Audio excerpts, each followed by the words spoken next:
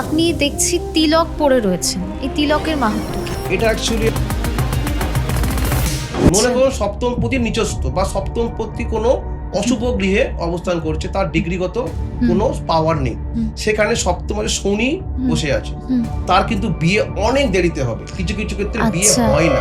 ছেলে ক্লায়েন্ট এসেছিল, সে তার নিজের সৎ মাকে বশীকরণ করতে এসেছিল। সৎ মাকে বশীকরণ? সঙ্গে সঙ্গে আমি অবাক হয়ে গেছি। বশীকরণ, সম্মোহন, পুতুল তন্ত্র কিভাবে হয়? তন্ত্র পুতুলের মাধ্যমে, সবটাই আজকে আমরা এই ভিডিওতে জানব। জন্ম ছকে এমন কি গ্রহ থাকলে আপনার ডিভোর্স হবে কিনা বোঝা যায়, সেটা কি তন্ত্র দ্বারা আটকানো যায়? সেই সব নিয়ে ডিটেলসে আলোচনা করা হয়েছে।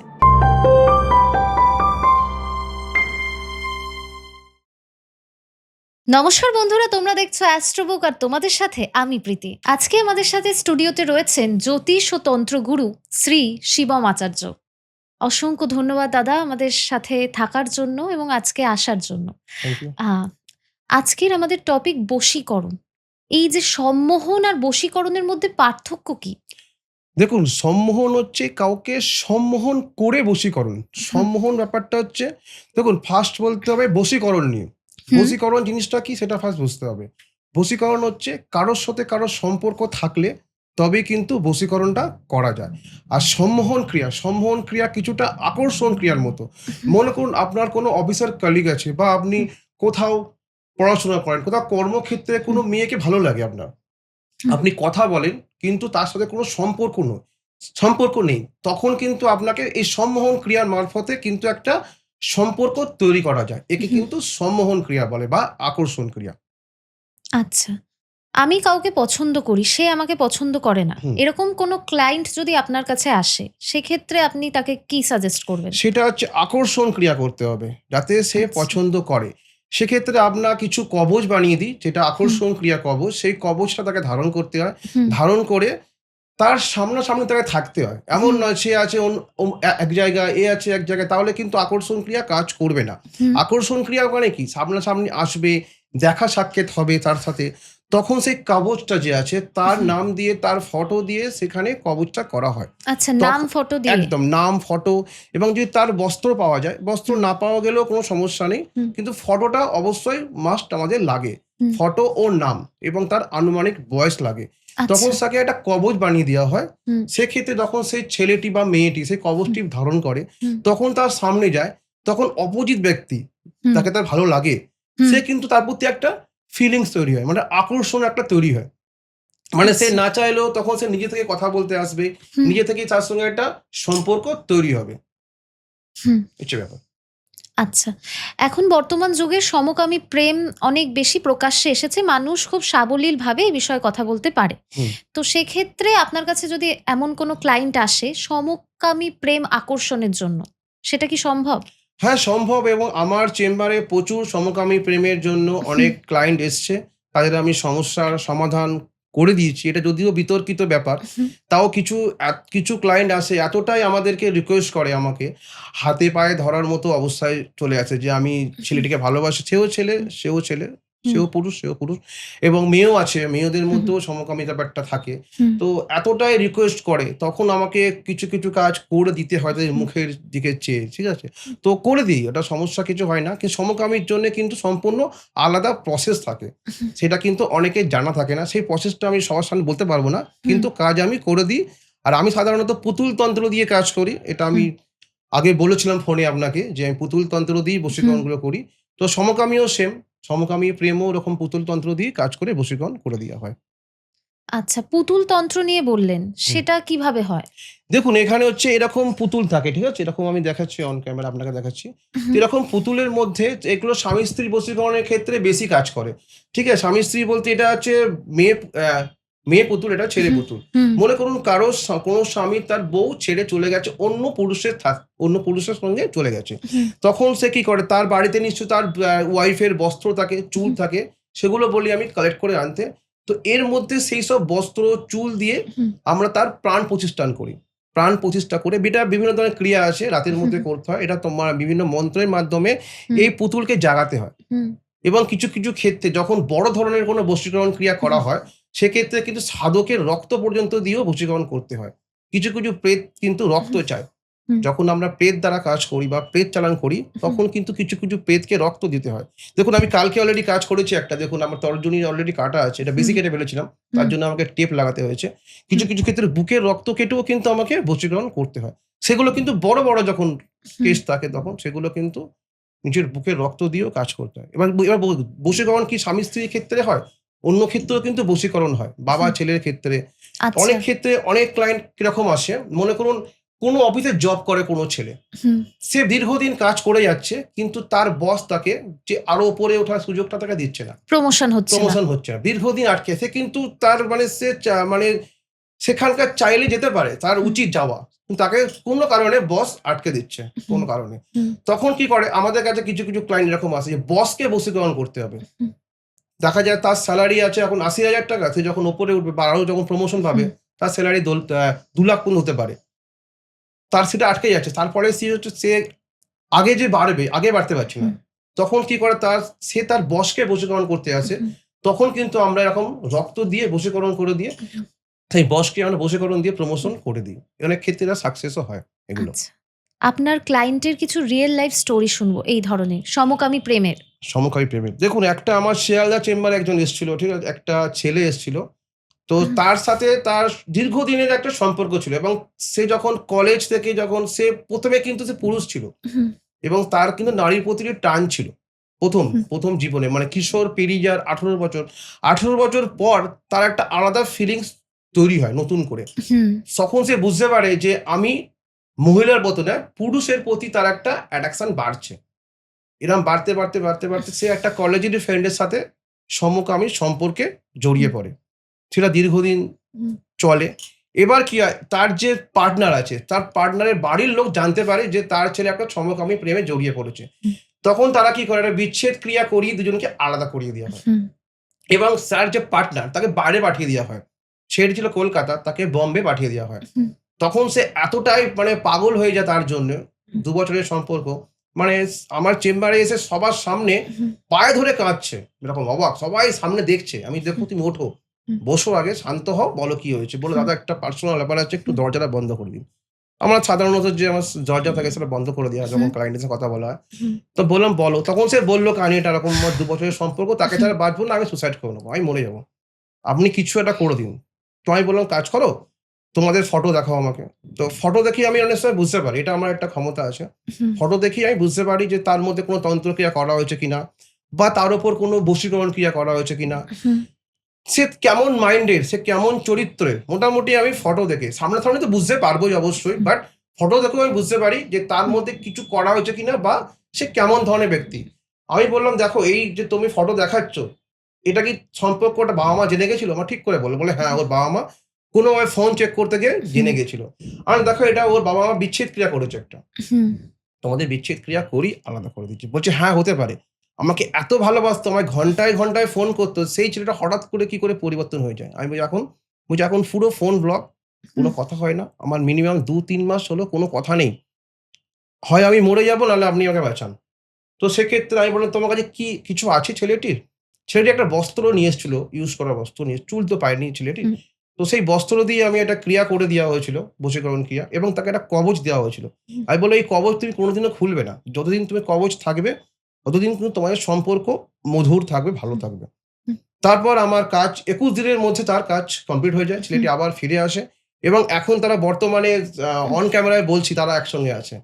হয়তো এটা আ কিছুটা হলেও ইলিগাল বা এখন আমাদের ভারত সরকার এটাকে এখনো পর্যন্ত হুম, হয়তো মানে এটাকে পারমিশন দেয়নি থাকার। কিন্তু তারা থাকে একসঙ্গে, তারা ফ্রেন্ড হিসেবে থাকে এবং হুম, তারা খুব ভালো আছে এবং তার যে পার্টনার ছিল, সেই পার্টনারও কিন্তু আমার কাছে নিয়ে এসেছিল। তার সঙ্গে কথা বলেছি। খুব ভালো ছেলে। হুম। আপনি দেখছি তিলক পরে রয়েছেন। এই তিলকের মাহাত্ম্য কি? এটা অ্যাকচুয়ালি একটা হচ্ছে রাজ বশীকরণ তিলক। হুম, এটা আমি পড়ি তার কারণ হচ্ছে এটা হচ্ছে অ্যাকচুয়ালি এমন একটা তিলক, এটা মানে বিশেষ মন্ত্র বলে এটাকে জাগাতে হয়। এই যে নিয়ে হুম, এসেছি আমি, বুঝতে হুম, পারবেন। হুম, এটা আমার সঙ্গে সবসময় থাকে। হুম, এটা আমি অন ক্যামেরাতেও দেখাতে পারি। তো হুম, এটা বিভিন্ন জিনিস দিয়ে এটা তৈরি করতে হয়। হুম, এর মধ্যে যেমন হচ্ছে গোরচনা আছে, আরো বিভিন্ন ধরনের কিছু বস্তু আছে যেগুলো আমি এখানে বলছি হুম, না। এর মধ্যে সব দামি, দামি জিনিস দিয়ে এটা তৈরি করতে হয় এবং যার নামে তৈরি করতে তার নাম গোত্র লাগে, তার নাম গোত্র দিয়ে এটাকে পাওয়ার দিয়ে এটাকে জাগাতে হয়, জাগিয়ে আচ্ছা। তারপর পড়তে হয়। এগুলো সাধারণত আমি ইউজ করি এবং বড় বড় রাজনেতা আছে, বড় বড় হুম, ব্যবসায়ী আছে, বড় বড় সেলসম্যানরাও আমার হুম, কাছ থেকে এই তিলক নেয়। এই তিলকের কাজ হচ্ছে যখন আপনি এই তিলকটা পরবেন, হুম, তো আপনার সামনে যে দাঁড়াবে সেই কিন্তু আপনার কথায় মোহিত হয়ে যাবে। আচ্ছা। আপনার প্রতি একটা আকর্ষণ তৈরি হবে সেই হুম, মানুষের মনে। এগুলো তাহলে কি সেলসম্যান যখন একটা কোনো হুম, কিছু গাড়ি সেলস করছে বা একটা ফোন সেলস করছে, হুম, তখন যে এই তিলকটা পরে থাকে সে, তাহলে হুম, সে কাস্টমারকে ডিল করতে সুবিধা হবে। সে কাস্টমার তার কথা শুনবে। হুম, হুম, তার কথা শুনে তার সে যে জিনিসটা বিক্রি করার চেষ্টা করছে সেই জিনিসটা কিন্তু কেনার সম্ভাবনা কিন্তু অনেকটা বেড়ে যাবে। হুম, হুম, তারপরে এটা বলছি না যে একদম আমি এটা তিলক পড়লাম আর দাঁড়িয়ে গেলাম সঙ্গে, সঙ্গে আমার গাড়ি সব বিক্রি হয়ে গেল এরকম না। বাট হুম, শুনবে এবং হুম, সে একটা কথার জালে মোহিত হয়ে যাবে, সে হুম, দাঁড়াবে, সে বুঝবে, হুম, তাকে সম্মান দেবে। সবথেকে বড় সম্মান। এটা হুম, যখনই আপনি পড়ে যেখানে দাঁড়াবেন, হুম, মনে করুন আপনি কোনো রাজনেতা পড়েছে একটা। তার একটা হ্যাঁ, বড় সভা হচ্ছে। হুম, সেখানে সে পড়ে গেছে। তারা কি তার সবার লোকজন শুনবে, তার বক্তব্যটা শুনবে। আকর্ষণ ক্ষমতা বাড়বে। ক্ষমতা বাড়বে অনেকটাই। এটা হুম, একদিন নয়, এটা হুম, ইউজ করতে করতে একটা সময়ের পর তার মধ্যে একটা বসে মানে তখন তার মধ্যে একটা হুম, ক্রিয়াটার যে ক্ষমতা তার হুম, শরীরের মধ্যে চলে আসে। হুম, এইভাবে এটা কাজ করে। এটা আমিও করে থাকি। এটা হুম, অনেক তান্ত্রিকও ইউজ করে। এটা হচ্ছে এইভাবে কাজ করে। হুম। এটা হচ্ছে এটাকে বলে রাজমোহিনী তিলক। আচ্ছা, জন্মছক দেখে কি কারোর বোঝা যায় যে ভবিষ্যতে ডিভোর্স হতে পারে বা কোনো কিছু? হ্যাঁ, অবশ্যই জন্মছকে সবকিছুই লুকিয়ে থাকে। আমাদের ভূত, ভবিষ্যৎ হুম, সবকিছু কিন্তু আমাদের জন্মছকেই লুকিয়ে থাকে। হুম, যখন একটা বাচ্চা জন্মগ্রহণ করে, হুম, সে কিন্তু তার ভাগ্য নিয়েই জন্মগ্রহণ হুম, করে। হুম, এটা সবাই জানে। হুম, তার ভাগ্য মানে তার হচ্ছে জন্মছক। তার হুম, জন্মছকের মধ্যেই তার ভাগ্য লুকিয়ে আছে। সে কতদিন বাঁচবে, সে কি জব করবে, সে কোথায় থাকবে, তার বিয়ে হবে কি হবে না, তার হুম, বিয়ে হবার পর ডিভোর্স যোগ আছে কি, বিধবা যোগ আছে কি। হুম, এবার আপনি যে প্রশ্নটা বললেন যে সম্পর্ক ব্যাপারটা। তো এটা হুম। আমরা সাধারণত 7 হাউস ৭ম সপ্তম পতিকে পতি দেখি বা দেখি। ৭ম হাউসকে দেখি। হুম, ৭ম হাউসে যদি কখনো অশুভ কোনো গ্রহ যেমন রাহু, কেতু, হুম, শনি, শনি থাকলে কিন্তু ৭ম হাউসে বিবাহ করতে লেট হয়। হুম, দেখবেন কারো যদি ৭ম হাউসে শনি থাকে হুম। এবং ৭ম পতির কোনো বল না থাকে। মনে আচ্ছা। করুন ৭ম পতির নিচস্থ বা ৭ম পতি কোনো হুম, অশুভ গৃহে অবস্থান করছে। তার হুম, ডিগ্রিগত হুম, কোনো পাওয়ার নেই। হুম, সেখানে ৭ম হাউসে শনি হুম, বসে আছে। হুম। তার কিন্তু বিয়ে অনেক দেরিতে হবে। কিছু, কিছু ক্ষেত্রে বিয়ে আচ্ছা। হয় না। আমি এরকম কিন্তু অনেক ক্লায়েন্টকে দেখেছি। বিয়েও হয় না যদি বিয়ে হয় সপ্তম না। ঘরে শনি থাকে। একদম। এবার দেখুন ৭ম পতি যদি ৮ম স্থানে অবস্থান করে, হুম, মনে করুন কারো ৭ম পতি ৮ম স্থানে অবস্থান করছে অশুভ কোনো গ্রহের সাথে। হুম, মনে করুন রাহুর সঙ্গে অবস্থান করছে বা হুম, কেতুর সঙ্গে অবস্থান করছে বা হুম, মঙ্গলের সঙ্গে অশুভ মঙ্গলের সঙ্গে অবস্থান করতে। তখন কিন্তু তার ডিভোর্স যোগ তো হতে পারে এবং বিধবা যোগও আসে। হুম। আচ্ছা। বিধবা যোগ কি করে আসে? মনে করুন কারো হচ্ছে আপনার বৃষ লগ্ন। বৃষ হুম, লগ্ন আপনার হচ্ছে ৭ম হচ্ছে বৃশ্চিক হুম, বৃষ লগ্ন ৭ম হচ্ছে বৃশ্চিক। হুম, তো বৃশ্চিকের হচ্ছে আপনার হচ্ছে বৃশ্চিকপতি মঙ্গল। হুম, মঙ্গল আছে কর্কটে। কর্কটে মঙ্গল নিচস্থ। তার হুম, মানে কি তার ৭ম পতির কোনো বল নাই। হুম, এবার ৭ম স্থানে মনে হয় শনি আছে। তখন কি হবে? তার হুম। বিয়ে হবে না বা তার বিয়ে হতে অনেক লেট হবে। আচ্ছা। এরকম ব্যাপার আছে। ঠিক আছে? হুম, এবার মনে করুন কার ৭ম পতি বললাম ৮ম স্থানে অবস্থান করছে। সেখানে হুম, এবার অশুভ কোনো গ্রহ আছে। হুম, তখন কিন্তু তার বিধবা যোগ হতে পারে। হুম। ঠিক আছে? এবার মনে করুন কারো হচ্ছে ৭ম পতি যেমন বললাম আপনাকে হুম, বৃশ্চিকের ৭ম পতি মঙ্গল। আচ্ছা। কর্কটে অবস্থান করছে। হুম, সেখানে শনি অবস্থান করছে। হুম, তা সেক্ষেত্রেও কিন্তু একটা অশুভ যোগ তৈরি হয়। শনি মঙ্গলে হুম। ছন্নছাড়া যোগ তৈরি হচ্ছে। তাহলে তার আচ্ছা, বিবাহিত জীবন কিন্তু ভালো হবে না, আচ্ছা। খারাপ যাবে। আচ্ছা কারোর যদি সপ্তম ঘরে কেতু বসে ধনু রাশিতে, হুম। সেক্ষেত্রে কিরকম ফল হবে? দেখুন কেতু ধনু রাশিতে সাধারণত মনে হয় উচ্চ হয়। ধনু রাশি তো বৃহস্পতির। বৃহস্পতির ঘর। সেখানে হ্যাঁ। কিন্তু অ্যাকচুয়ালি কেতুর ওটা অশুভ ঘর নয়। নয়? না, বৃহস্পতি ঘরে কেতু কিন্তু শুভ ফল দেয়। হুম। কেন বৃহস্পতির সঙ্গে কেতুর কিন্তু একটা ভালো মিল আছে। ঠিক আচ্ছা। আছে? মানে সেখানে ডিভোর্সের কোনো সেখানে বিষয় নেই। ডিভোর্স করা হয় না। কিন্তু তার স্বামীর মধ্যে একটা গোপনীয়তা সবসময় থাকবে। আচ্ছা। ৭ম স্থানে যখন কেতু অবস্থান করবে স্বামী বা স্ত্রী, হুম, মনে করুন স্ত্রী হলে স্বামী, হুম, স্বামীর হলে স্ত্রী, হুম, তার মধ্যে গোপনীয়তা কাজ করবে। সে কিন্তু অনেক কিছু বলবে না। মানে বাইরে যদি কারো সাথে সম্পর্ক থেকে থাকে হুম। সেটা ধরা মুশকিল আছে। সে কিন্তু অনেক কিছু লুকিয়ে রাখবে। এটা কিছু আচ্ছা, থাকলে একমাত্র হয়। আচ্ছা যদি রাহু বসে সপ্তম ঘরে? এবার দেখুন ৭ম পতি যে ৭ম ঘরে রাহু বসে সেক্ষেত্রে কিন্তু ওনার হচ্ছে মনে করো উনি কোনো ব্রাহ্মণের মেয়ে, হুম, নিচু জাতের সঙ্গে বিয়ে হয়। হুম, উনি কোনো ব্রাহ্মণের মেয়ে। হুম, উনার থেকে নিচু জাতের কিন্তু কোনো ছেলের সাথে বিয়ে হতে পারে। হুম, তার স্বামী প্রচণ্ড চঞ্চল প্রকৃতি হতে পারে হুম। এবং তার স্বামীর কিন্তু একাধিক সম্পর্ক থাকতে পারে। আচ্ছা। কোনো মহিলার বললাম কিন্তু। মনে কোনো হুম, কোনো ব্যা ব্রাহ্মণের মহিলা, হুম, হুম, হুম, সে আর এটা সপ্তম হাউসে রাহু থাকলে তার প্রেম করে বিয়ে হওয়ার সম্ভাবনা কিন্তু থাকে। রাহু হুম। যেহেতু আছে এখানে প্রেম করাবেই করাবে এবং আচ্ছা। সেটা কিন্তু পঞ্চম পতিক বা পঞ্চম স্থানটাকেও দেখতে হবে একটুখানি, হুম, হুম। তবে আমি বলতে আচ্ছা, পারবো বিয়ের সবকিছু। ক্ষেত্রে তো শুধু সপ্তমপতিকে দেখলে হয় না, নবাংশও তো দেখতে হ্যাঁ, হয়। তো নবাংশ অবশ্য। নবাংশটা কি? নবাংশ হচ্ছে ৯ ভাগের ১ ভাগ। আচ্ছা। এটাকে বলি আমরা নবাংশ। তো হুম, নবাংশ ঘরে যদি দেখি যে শুভ আছে, তো হুম, কিছুটা হলেও হুম, আটকানো সম্ভব। হুম, এবার দেখি নবাংশ নবাংশে যেয়েও দেখি সেম খারাপ অবস্থান, হুম, তখন কিন্তু ওই যে বললাম ডিভোর্স যোগ, বিধবা যোগ এগুলো হুম, হতে পারে। এই নবাংশর যদি অবস্থানও খুব খারাপ হয় তো। হুম। এবার আমার একটাই প্রশ্ন, এবার কারোর জন্মছক দেখে আপনি দেখলেন যে ডিভোর্স যোগ বা কোনো বিধবা যোগ রয়েছে। সেক্ষেত্রে কি কোনো প্রতিকার করা যায়? সেটাকে আটকানো যায়? ভাগ্য তো মানে কর্মকে কি বদলানো যায়? দেখুন কর্মফল কর্মকে বদলানো যায় একমাত্র তন্ত্রের সাহায্যে। তন্ত্রের মাধ্যমে। একদম। তন্ত্র হচ্ছে এমন একটা হুম, জিনিস, এটা হচ্ছে আমরা যে তন্ত্রে কাজ করি, হুম। বামাচার প্লাস বীরাচার। আচ্ছা। বামাচারের ওপরে বীরাচার। বীরাচার হচ্ছে বীরের মতো তন্ত্রকে হুম, ইউজ করা বা তন্ত্রকে ব্যবহার করা, যেটা হুম, আমি করি। তো মনে করুন হচ্ছে একটা স্বামী-স্ত্রী বিধবা যোগ বা ডিভোর্স যোগ আছে। হুম, আমার কাছে যখন ক্লায়েন্ট আসে, তো কি হয় মনে করুন কোনো মহিলা আমার কাছে ক্লায়েন্ট এলো বা হুম, আমার কাছে এসেছে। দেখা যাচ্ছে যে তার ৭ম হাউস পুরো ড্যামেজ। হুম, তার স্বামী অন্য কোনো মহিলার সাথে চলে গেছে অলরেডি। হুম, মানে এটা অলরেডি তাদের ডিভোর্স হয়ে হুম, যাওয়ার মুখে। হুম, হুম, হয়তো সরকারিভাবে ডিভোর্স হয়নি, কিন্তু তারা আলাদা আছে দীর্ঘদিন ধরে। হুম, মহিলাটি একা আছে, হুম, ছেলে-মেয়ে নিয়ে। তার হুম, স্বামী অন্য কোনো মহিলার সাথে আছে। হুম। মানে প্রকৃতি কিন্তু তার জন্মছকটা বানিয়েছে আলাদা করে দেওয়ার জন্যে। আচ্ছা। যখন সে মহিলা আমার কাছে এলো, হুম, বলল, "দাদা হুম, আমাকে এরকম অবস্থা বা গুরুজি আমার এই অবস্থা, আমার হুম, স্বামী অন্য কোনো মহিলার সাথে আছে বা অন্য কোনো মহিলার সঙ্গে সংসার করছে।" হুম, সরকারি ডিভোর্স তো হয়নি, কিন্তু প্রকৃতি চেয়েছে সেটা হয়ে গেছে। হুম, তার জন্মছকে ছিল, মিটে গেছে। এবার আমার কাজ শুরু হচ্ছে। হুম, আমার কাজ কি শুরু? তাহলে আমাকে বশীকরণ করতে হবে, বশীকরণ করিয়ে তার হুম, স্বামীকে ফিরিয়ে আনতে হবে। হুম, আমার যখন আমার যে ক্ষমতা, তখন আমি বললাম, "দেখুন এটা তো অ্যাকচুয়ালি কারো সঙ্গে সম্পর্ক মানে সেই মহিলার সাথেও তার ভাগ্যের কোনো একটা কানেকশন ছিল বলে সে তার সাথে আছে। হুম, তাহলে তার সঙ্গে আমাকে বিচ্ছেদ করাতে হবে, বিচ্ছেদ করিয়ে হুম, বশীকরণ করতে হবে।" হুম, এটা করলে হয়। তখন আমি ৩ জনের ফটো নিই। হুম, তার স্বামীর যদি বস্ত্র, চুল যেটা আগে বলেছি আমি, হুম, সেগুলোর দ্বারা যখন আমি বশীকরণ ক্রিয়া করি, হুম, তাকে ফিরিয়ে এনে দিলাম। ফিরিয়ে এনে দিলে কি হলো? তার এটা কি প্রকৃতি চায়নি। প্রকৃতি চায়নি, প্রকৃতির বিপরীতে হেঁটে গিয়ে আমি এটা হুম, কাজটা করলাম। এবার দেখুন আরেকটা কথা বলি, তাকে তার স্বামীকে ফিরিয়ে এনে দিলাম, হুম, সংসার করছে। হুম, সে তখন আমাকে প্রশ্ন করলো যে, "গুরুজি এটা কি লাইফ টাইম? মানে সারা জীবন কি বশীকরণ থাকবে বা আমাদের কি সারা জীবন সংসার থাকবে?" হুম, এক্ষেত্রে কিন্তু নিজেকেও বদলাতে হবে। আচ্ছা। কিরকম? সে স্বামী যদি তার স্বামী সেই মহিলা যদি তার স্বামীকে টর্চার করে, হুম, ঠিকঠাক করে দেখভাল না করে, তখন সে স্বামী কিন্তু আবার চলে যাবে। তাহলে কি একটা হুম, সম্পর্ককে ঠিক রাখতে হলে দুজনকেই ঠিক থাকতে হবে। হুম, বুঝতে পারলাম? এটা হচ্ছে আচ্ছা। ব্যাপার। প্রকৃতির বিরুদ্ধে গিয়ে কাজ করাই আমাদের কাজ, বামাচার। তাই জন্যই লোক আমাদের হুম, কাছে আসে। হুম, তন্ত্র দ্বারা কিন্তু সম্ভব। হুম। আচ্ছা, কারোর হাত যদি ২ হাত এরকম করলে পুরো অর্ধচন্দ্র আসে, হুম, হুম। সেটার মানে কি? তো সেটা হচ্ছে একটা আমাদের হচ্ছে সমান, সমান একটা স্বামী-স্ত্রী দেখি আমরা যে ভালো হুম, একটা মিল হবে এরকম কিছু একটা দেখি। এরকম আচ্ছা, টাইপের। শুভ লক্ষণ শুভ সেটা। লক্ষণ দেখি, হ্যাঁ, অবশ্যই। অনেকের ওপর নিচে থাকে, তো সেক্ষেত্রে একটুখানি ডিস্টার্ব থাকে। বাট আচ্ছা, আমি আচ্ছা, হস্তরেখার থেকে বেশি আমি গুরুত্ব দিই জন্মছকটাকে। আচ্ছা। কারণ আমার মনে হয় জন্মছকটা দেখলে আমি বেটার হুম, আমি বলতে পারি বা আমার সবথেকে ভালো ওটা আমি পুরো 100% রেজাল্ট আমি দিতে পারি।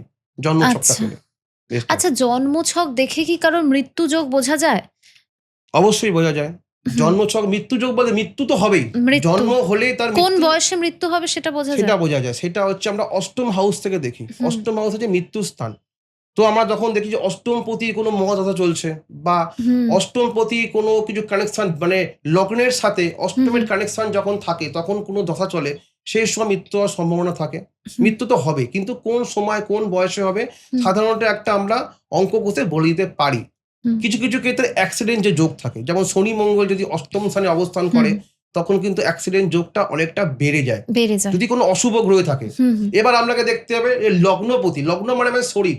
সেই হুম, লগ্নপতি বলবান হয়ে থাকে, উচ্চ থাকে। তখন কিন্তু শনি মঙ্গল থাকলেও অ্যাক্সিডেন্ট হলেও হুম, ছোটখাটো হলেও সে কিন্তু রিকভারি করে নিতে পারে। হুম, কিন্তু তার লগ্নপতির যদি বল না থাকে, হুম, তার ৮ম স্থানের কোনো বল না থাকে, হুম, শনি মঙ্গল ৮ম স্থানে অবস্থান করছে কোনো অশুভ গ্রহে বা অশুভ গৃহে, তখন কিন্তু তার অ্যাক্সিডেন্ট হয়ে মৃত্যুযোগ হওয়ার সম্ভাবনাটা অনেক বেড়ে যায়। আচ্ছা। মানে আগে থেকে যদি আপনার কাছে জন্মছক নিয়ে কেউ আসে, প্রতিকার সম্ভব? প্রতিকার সম্ভব, কিন্তু কি বলুন তো, এবার ওই যে বললাম মৃত্যুকে আটকানো কারো পক্ষে সম্ভব না। না। কিছুটা হলেও আমি পারি আটকাতে, বাট পুরোটা কেউ কখনোই পারে না। হুম, কেন হুম, হুম। ভগবানও পারেনি আটকাতে। হুম, আমরা সাধারণ মানুষ। তবে হ্যাঁ, আমি যদি তাকে বলে দিই, তাকে সাবধান করে দিই, যে তুমি এই জিনিসগুলো করবে না, কিছুটা হলেও আটকানো যায়। হুম, মনে করুন তার দেখলাম যে ট্রেনে বাসে অ্যাক্সিডেন্ট যোগ আছে।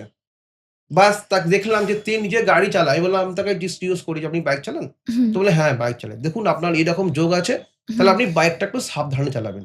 হুম, বা দেখি যে তার জলে ডুবে মৃত্যু হওয়ার সম্ভাবনা আছে বা হুম, আগুনে পুড়ে মৃত্যু হওয়ার সম্ভাবনা থাকে। এগুলো হুম, বোঝা যায় জন্মছক থেকে। হুম, তখন কি বলবো? আমার কাছে একটা ক্লায়েন্ট এসেছিল হুম, ৬ মাস আগে। হুম, হুম, বাইরে থেকে এসেছিল। বোম্বে সে রেস্টুরেন্টে কাজ করে। সেখানে তার বাড়ি হচ্ছে দক্ষিণ ৪০ পরগনা। সে এবার কলকাতা চেম্বারে এসেছিল হুম, জন্মছক যা করাতে। তার জন্মছক দেখলাম পুরোটা তার আগুনে পুড়ে একটা মৃত্যু হওয়ার সম্ভাবনা যোগ আছে বা আগুনে পুড়ে একটা তার ক্ষতি হওয়ার সম্ভাবনা আছে। হুম, আমরা তো ভাই তুমি কি করো? বললাম আমি রেস্টুরেন্টে কাজ করি। মানে পুরো আগুন নিয়ে সে খেলা করে। হুম, রেস্টুরেন্টে কাজ করে। তুমি চাইলে ইমিডিয়েটলি কাজ ছেড়ে দাও। হুম, তোমার কিন্তু একটা সম্ভাবনা আছে। মানে আচ্ছা। এটা হলে কি? মনে করুন আপনার যোগ আছে। হুম, আপনি ওই কাজটাই করছেন। হুম, তাহলে কি হুম, যোগটা 100 এর মধ্যে 100% মিলে যাওয়ার সম্ভাবনা থাকে। হুম, যদি আপনি ওই কাজ না করেন, মনে করুন হুম, জলে ডুবে মৃত্যু আপনার আছে। তো আপনি জলটা এড়িয়ে চলছেন। হুম, হবে, মৃত্যু তো হবেই আপনার। আজ না কাল, কাল না পরশু হুম, হবে। হুম, কিন্তু এড়িয়ে চলছেন। তাহলে কি হবে? কিছুটা হলেও মৃত্যুটাকে টালানো যায়। সেই ছেলেটি আমার কথা শুনে অলরেডি রেস্টুরেন্টের কাজ ছেড়ে দিয়ে অন্য কোনো কাজ করছে। আমার কথা শুনেছে। হুম, আমার ফোনও করেছে। হুম, কেন আমি যাকে বলি আমার কথা শুনলে ভালো লাগে। কেন হুম, তাকে তাহলে কি সে আমাকে গুরুত্ব দিচ্ছে বা আমাকে সম্মান দিচ্ছে। সে যে হুম, কথা না শুনলে সেটা তার ব্যক্তিগত ব্যাপার। হুম, এখন সে আপাতত ভালো হয়। তাও বলেছি যে তাকে আগুন থেকে তুমি সাবধানে থাকবে। বিশেষ করে গ্যাস সিলিন্ডার বা কোনো কিছু। এই সেদিনকে একটা বোধহয় দেখলাম কাল হুম, না পরশু একটা কোথাও একটা দিন শপিং মলে বা কোনো একটা মলে হ্যাঁ, হ্যাঁ, হ্যাঁ। আগুন পুড়ে ১৫-১৬ জন বাচ্চা হুম, পুড়ে মরে গেছে। তাহলে এতজনের যে একসাথে মৃত্যু হলো, এটা থাকে হুম, কিন্তু যোগ থাকে। মৃত্যুযোগ। একদম ট্রেন অ্যাক্সিডেন্টের যোগ। হুম, একসঙ্গে ৪০ জন ৫০ জন মৃত্যু হচ্ছে সেটা হুম, কিন্তু জন্মছকের মধ্যেই লুকিয়ে থাকে। আচ্ছা। আপনার কাছে সম্পর্ক নিয়ে এমন কোনো ক্লায়েন্ট এসেছে যেই ঘটনা আপনাকেও অবাক করে দিয়েছে? এরকম ঘটনা তো অনেক এসছে। আ তাও শুনবো আমরা। একটা এসছিল হচ্ছে আমাদের একটা ছেলে ক্লায়েন্ট এসছিল। হুম। সে তার নিজের সৎ মাকে বশীকরণ করতে এসেছিল। এটা সৎ মাকে হ্যাঁ, বশীকরণ। আমার খুব মানে খারাপও লেগেছিল। ১ম এ বুঝতে পারিনি ব্যাপারটা। সবাই তো ফোনে বলে না। হুম, তো আমার বলল গুরুজি আমার যে আমরা ফোনে বুকিং করতাম। হুম, বুকিং আমিও নিই, আমার অ্যাসিস্ট্যান্ট সেও নেয়। তো আমার রবিবান্দির চেম্বার, শিয়ালদা চেম্বার, হুম, সে কলকাতায় বাড়ি এসছিল। ফোনে বলেনি ফার্স্ট এ। একটা ২৪-২৫ বছরের ইয়াং ছেলে এসছে। হুম, ঠিক আছে? এসে বলছে বশীকরণ করব। হুম, কাকে বশীকরণ করব? ফটো দেখালো, দেখলাম একটু বয়স্ক মহিলা। হুম, 40-42 প্লাস এরকম এজেড হুম, কোনো মহিলা। আমি বললাম, "কে এটা?" ১ম এ বলতে জানি। আমি দেখো না বললে তো কোনো কাজ আমি করি না বা হুম, কোনো কাজে হাত দিই না। আমাকে হুম, সবকিছু খুলে বলতে হয় বা সব পরিষ্কার বলতে হবে। হুম, নাহলে আমি কিন্তু কোনো কাজ করব না। হুম, ডাক্তারের কাছে গেলে যেমন তুমি তোমার হুম, রোগ সম্পর্কে হুম, সবকিছু পরিষ্কার বলো, আমার কাছে বলতে হবে। হুম, তো কিছুটা মানে হচ্ছে বলছে আমি বলতে আমি বলো খুলে হুম, বলো। বলছে এটা আমার সৎ মা। আমি সঙ্গে না আমি অবাক হয়ে গেছি। আমি হুম, কি করে সম্ভব? এখন তোমার নিজের মা? বলল, "নিজের মা ছোটবেলায় মারা গেছে। সৎ মা আমার সঙ্গেই থাকে, বাবাও থাকে।" "বাবা কোথায় থাকে?" বলল, "বাবা একটা অন্য জব করে। ৭ দিন পর ফেরে। মা হুম, আমি একা থাকি। তো হুম, আমাকে বশীকরণ করে দিতে হবে।" আচ্ছা। তখন আমি কিছুক্ষণ ভাবলাম, দেখলাম। আমি বললাম, "তুমি যেটা করছো ঠিক করছো? হুম, সৎ মা হলো এ তোমার মায়েরই মতো। তো হুম, মা যেমন সৎ মাও সেম এক।" হুম, বলছে, "না ভালো লাগে আমার খুব। হুম, আমি হুম, চাই।" ঠিক আছে? হুম, আমি তোমার জন্মছকটা দেখলাম। হুম, জন্মছক তোমার আছে? হুম, যেহেতু ভিজিট ফি দিয়েছে আমাকে, তো হুম, আমার একটা উচিত হুম, জন্মছকটা দেখা। হুম, দেখলাম যে উনার রাহু অবস্থা খুবই খারাপ। হুম, শুক্র, রাহু একসাথে আছে এবং মঙ্গলও সেখানে অবস্থান। হুম, তো মঙ্গল, শুক্র, রাহু একসঙ্গে থাকলে তার হুম, কিন্তু চরিত্রের প্রচন্ড প্রবলেম থাকে। মঙ্গল, শুক্র, রাহু যদি হুম, এক স্থানে একই জায়গায় অবস্থান করে অশুভভাবে, সেখানে কিন্তু চরিত্র একটা প্রচন্ড প্রবলেম থাকে। তার হুম, যদি চন্দ্র ডিস্টার্ব থাকে তো হুম, এবং যার লগ্ন। দেখলাম পুরোটা ডিস্টার্ব। মানে উনি প্রত্যেক মহিলার প্রতি অ্যাট্রাকশন হবে। মানে শুধু উনার মা নয়, হুম, আরো অন্যান্য মহিলার প্রতি অ্যাট্রাকশন হবে। আমি বললাম, "ভাই কিছু মনে করো না, হুম, সরি আমি এরকম কাজ করি না বা এরকম হুম, অবৈধ সম্পর্কে আমি কাজ করে দিই না। স্বামী-স্ত্রী হলে করে তুমি যদি আগে ফোনে বলতে হুম, হুম, তাহলে তোমার বুকিং নিতাম না আমি। হুম, তোমার জন্মছক বিচার করে দিয়েছি। তুমি প্রচন্ড হুম, চরিত্রহীন একটা মানুষ। হুম, তোমার আমি কাজ করব না। হুম, তুমি আসতে পারো।" বলছে, "আমি মানে বড়লোকের ছেলে, ভালো হুম, পয়সাওয়ালা।" হুম, বলছি, "আমি যত টাকা খরচ হবে আমি রাজি আছি। হুম, আপনার উপর ভরসা আছে আমার। আমি আমি আপনার পডকাস্ট আগে দেখেছি বা আমি আপনার হুম, বিভিন্ন কমেন্ট পড়েছি, এসছি আমি ওইজন্য। আপনি পারবেন কাজটা করতে। হুম, আমি অলরেডি ৪-৫ জায়গায় গেছি কিন্তু কাজ আমি পাইনি। হুম, আপনার উপর 100% ভরসা করে দেব। আমি করে দিব ১,০০,০০০ কেন? আপনি যদি ৳৫,০০,০০০ আমাকে দেন, হুম, তাও কিন্তু আমি আপনার কাজ করব না। হুম, আর যদি বেশি আপনি আমাকে বিরক্ত করেন, আপনার মাকে, বাবাকে বলতে বাধ্য হব আমি। তখন সে আমার মধ্যে চলে যায়। আমি এরকম কাজ করি না। আচ্ছা। যদি সম্পর্ক দেখি অবৈধ কোনো সম্পর্ক, নোংরা কোনো সম্পর্ক, সেক্ষেত্রে টাকার জন্য আমি কাজ করি না। হুম।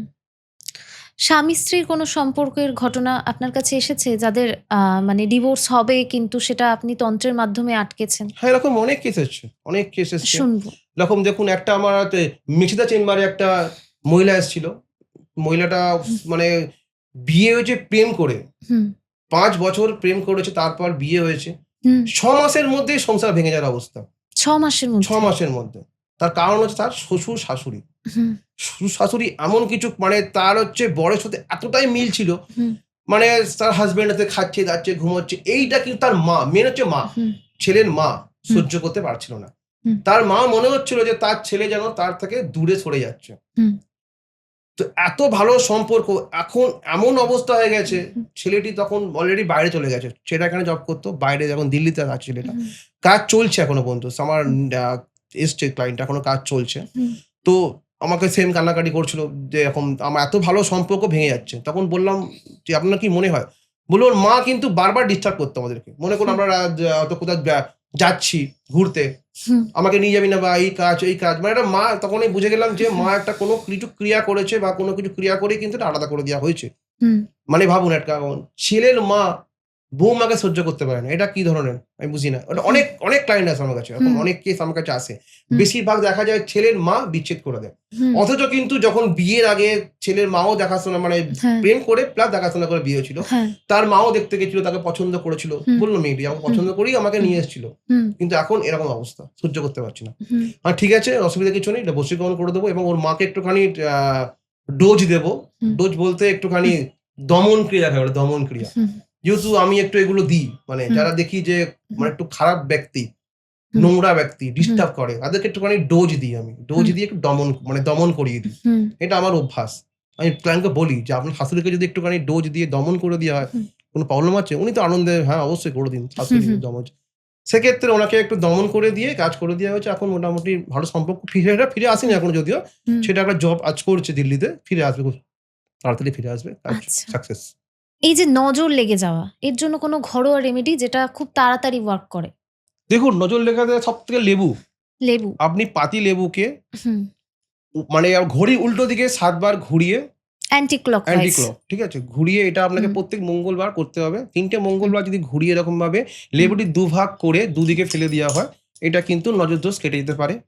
কিংবা যদি আচ্ছা। বাচ্চারা হয়, কালো কার কোমরে পড়াতে পারে। হুম, হুম। কিংবা হচ্ছে দেখবেন সাদা কড়ি। শুধু করি। ঠিক আছে? ওই হুম, কড়ি কোমরে ফুটো করে হুম, কালো কার দিয়ে পড়াতে পারে। হুম, সেক্ষেত্রে বাচ্চার নজর লাগবে না। হুম, কিংবা আরেকটা সবথেকে ভালো রেমেডি আছে, সেটা হচ্ছে হুম, সর্ষে আর লঙ্কা, মানে শুকনো লঙ্কা। হুম, সেম অ্যান্টি ক্লক ৭ বার ঘুরিয়ে গরম হুম, কড়াটা গরম থাকবে, সেই হুম, কড়ায় ফেলে দিতে হবে। হুম, তো ফেলে দিয়ে সেটা পুড়ে যাবে। হুম। তখন সেটা কোনো জলে বা কোনো জঙ্গলে ভাসিয়ে দিতে হবে বা ফেলে দিতে হবে। সেটা আচ্ছা। করলেও কিন্তু নজর দোষ কেটে যাবে। নজর দোষ কেটে যাবে। একদম পরিষ্কার হয়ে যাবে। হুম। কোনো অসুবিধা নেই। আর যদি আরো বড় কিছু হয় তার জন্য কিন্তু কবজ আমরা দিই। হুম, সেটা হুম, আমাদের কাছে আসতে হবে, আমার কাছে যোগাযোগ করতে হবে। হুম। কেউ যদি নিজেই নিজের আকর্ষণ শক্তি বাড়াতে চায়, ঘরোয়া কি রেমেডি আছে এর জন্য? দেখুন, ঘরোয়া রেমেডিতে দেখবেন এইটুকু ছোট, ছোট আঁতুড় পাওয়া যায়, আতর। তো আতর, হ্যাঁ। শুক্রকে স্ট্রং করতে গেলে, এটা শুক্র স্থান, হুম, শুক্র পর্বতে। শুক্র পর্বত যাকে বলে। এটাকে যখন কোথাও বেরোবে, হুম, আতরকে গোল করে এভাবে ঘুরিয়ে, হুম, এভাবে গোল করে ঘুরিয়ে এভাবে এভাবে করে হুম। করলে শুক্র অনেক স্ট্রং হয়। আচ্ছা। সেক্ষেত্রে কিন্তু আকর্ষণ ক্রিয়া তার মধ্যে কাজ করে। সেন্ট, খুব সুন্দর একটা সেন্ট বেরোয়, তার জন্য কিন্তু হুম, আকর্ষণ হয়। প্লাস শুক্র কিন্তু স্ট্রং হয়। হুম, হুম। সেক্ষেত্রে কিন্তু ভালো একটা আকর্ষণ ক্রিয়া। এটা নরমাল করতেই পারে যে কেউ। ঘরোয়া প্রতিদিন রেমেডি। করলে ঘরোয়া হুম, আকর্ষণ বাড়ে। শুক্রও কিন্তু স্ট্রং হয়। হুম। পডকাস্টের এই পার্ট এখানেই শেষ হচ্ছে। তবে তোমরা আগামী দিনে কোন টপিকের ওপর পডকাস্ট দেখতে চাও সেটা নিচে কমেন্টে প্রীতিকে জানিয়ে যাও। গেস্টের সাথে যোগাযোগ করতে হলে বা কোনো বিষয়ে প্রীতির সাথে যোগাযোগ করতে হলে নিচের দেওয়া নাম্বারে কল বা হোয়াটসঅ্যাপ করতেই পারো। দাঁড়াও, কোথায় যাচ্ছ? কি ভুলে যাচ্ছ বলো তো? সাবস্ক্রাইব করতেই ভুলে গেছো। তোমাদের একটা সাবস্ক্রাইব আমাদেরকে ভালো, ভালো গেস্ট আনতে অনেক সাহায্য করে।